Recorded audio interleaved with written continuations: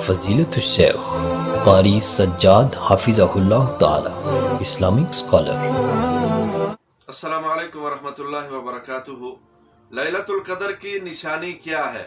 انسان کو کیسے پتہ چلے گا کہ میں نے جو رات گزاری ہے وہ لیلۃ القدر کی رات ہے؟ اس حوالے سے نبی کریم صلی اللہ علیہ وسلم نے کچھ نشانیاں ہمیں بتائی ہیں۔ اگر یہ نشانی اس رات کے اندر پائی گئی تو وہ رات لیلۃ القدر کی رات ہوگی۔ اور کچھ علامات ہیں، کچھ نشانیاں ہمارے ہاں بہت مشہور ہیں۔ ان میں سے ایک ہے کہ اس رات کتے نہیں بھونکتے، گدھے کم بولتے ہیں، سمندر کا کھارا پانی وہ میٹھا ہو جاتا ہے، درخت زمین کو سجدہ کرتے ہیں پھر واپس لوٹ جاتے ہیں۔ اس رات روشنی ہی روشنی رہتی ہے۔ اس رات کے بعد جو صبح ہوتی ہے، سورج طلوع ہوتا ہے، تو سورج طلوع کے ساتھ شیطان نہیں نکل سکتا۔ یہ وہ نشانیاں ہیں جو ہمارے ہاں بہت ہی مشہور ہیں لیلۃ القدر کے حوالے سے۔ اسلام اس بارے میں ہماری کیا رہنمائی کرتا ہے اور اسلام نے ہمیں کون کون سی نشانیاں بتائی ہیں؟ نبی کریم صلی اللہ علیہ وسلم کا فرمان ہے، مسلم کے اندر حدیث موجود ہے کہ اس رات کے بعد جب سورج طلوع ہوتا ہے تو وہ سفید ہوتا ہے۔ پہلی نشانی کیا بتائی؟ اس رات کے بعد جو صبح ہوتی ہے، سورج طلوع ہوتا ہے تو سورج بالکل سفید ہوتا ہے، اس کے اندر شعاعیں نہیں ہوتی۔ جیسے جیسے بڑا ہوتا جائے گا پھر اس کے اندر اس کی شعاعیں واپس لوٹتی آئیں گی۔ دوسری نشانی جو صحیح الجامع کے اندر موجود ہے، نبی مکرم صلی اللہ علیہ وسلم کا فرمان ہے کہ یہ رات بڑی ہی معتدل رات ہوگی، بڑی نرمی والی رات ہوگی، نہ اس کے اندر گرمی ہوگی نہ اس کے اندر سردی ہوگی۔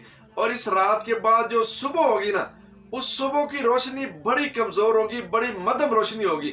تو گویا دوسری نشانی آقا علیہ السلام نے جو بیان کی کہ یہ رات بڑی ہی نرمی والی ہوگی، معتدل رات ہوگی۔ تیسری نشانی کیا بیان کی؟ ابو داؤد کے اندر حدیث موجود ہے، نبی کریم صلی اللہ علیہ وسلم کا فرمان ہے کہ اس رات کے بعد جو سورج نکلے گا نا، وہ ایک بڑے تھال کی طرح ہوگا اور اس کے اندر کرنیں نہیں ہوں گی۔ جیسے ہی بلندی پر جائے گا اس کی کرنیں واپس آتی جائیں گی۔ تیسری نشانی کیا؟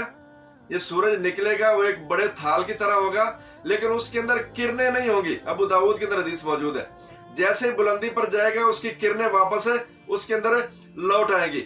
چوتھی نشانی جو بخاری کے اندر حدیث موجود ہے، ابو سعید خدری راوی ہیں اس حدیث کے، نبی مکرم صلی اللہ علیہ وسلم نے فرمایا کہ مجھے خواب میں دکھایا گیا کہ میں مٹی اور پانی کے اندر یعنی کیچڑ کے اندر سجدہ کر رہا ہوں اس رات کو۔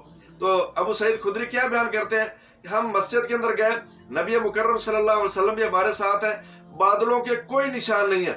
دیکھتے ہی دیکھتے بادل آتے ہیں، بارش برستی ہے، مسجد کی چھت ٹپکنے لگتی ہے، اذان ہوتی ہے، نماز پڑھائی نبی کریم صلی اللہ علیہ وسلم نے، اور کیچڑ کا سما تھا، مٹی اور پانی کے اندر سجدے کا سما تھا۔ جیسے اسلام پھیرا تو آقا علیہ السلام کے ماتھے پہ وہ کیچڑ کے نشان دیکھے جا سکتے تھے۔ تو چوتھی نشانی گویا اس رات بارش بھی ہو سکتی ہے، اس رات بارش بھی ہو سکتی ہے۔ چار نشانیاں آقا علیہ السلام نے جو ہمیں بیان کی ہیں۔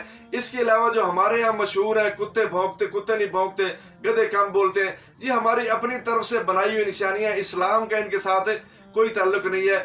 اسلام کے اندر جو آقا علیہ السلام نے چار نشانیاں بیان کی ہیں، ایک اس رات بارش بھی ہو سکتی ہے، اس رات کے بعد جو سورج طلوع ہوگا بڑے تھال کی طرح ہوگا لیکن اس کی کرنیں نہیں ہوگی، یہ رات بڑی معتدل ہوگی، اس کی صبح کی روشنی بڑی مدھم ہوگی، اور اس رات کے بعد جو سورج طلوع ہوگا اس کی روشنی بالکل ہی کمزور ہوگی، سفیدی کی طرح ہوگا۔ جیسے ہی بلندی پر جائے گا یہ چوتھی نشانی، پھر اس کی روشنی واپس آتی جائے گی۔ تو یہ چار نشانیاں اگر ہم دیکھ لیں تو ہمیں یقین کر لینا چاہیے جو رات ہماری گزری ہے وہ ہمارے لیے لیلۃ القدر کی رات ثابت ہوگی انشاءاللہ۔ تو ہمیں کوشش ضرور کرنی چاہیے، ہر رات کو لیلۃ القدر سمجھ کے عبادت کرنی چاہیے، نشانی چاہے ہمیں نظر آئے یا نہ آئے، تاکہ ہمارے ذہن کے اندر یہ وہم نہ رہے کہ پتہ نہیں پچھلی رات لیلۃ القدر تھی یا اگلی رات ہے۔ جب ہم ہر رات کو لیلۃ القدر سمجھ کے عبادت کریں گے تو جو بھی رات لیلۃ القدر کی ہوگی وہ ہمارے کھاتے میں آئے گی، ہمارے نصیبے میں انشاءاللہ آئے گی اور ہم اس کا اجر حاصل کر سکیں گے۔